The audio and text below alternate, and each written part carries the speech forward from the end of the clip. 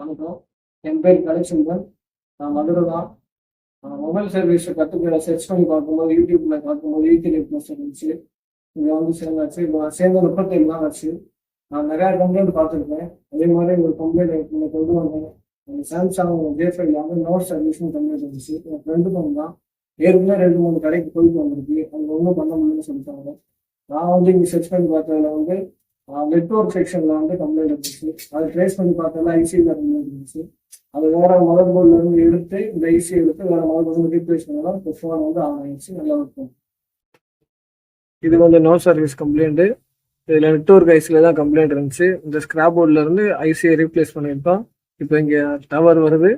இது என்ன சிம் கார்டுன்னு காட்டுது. இந்த வரைக்கும் ஜியோ போட்டிருக்கேன். இப்போ நான் வந்து கால் பண்றேன்.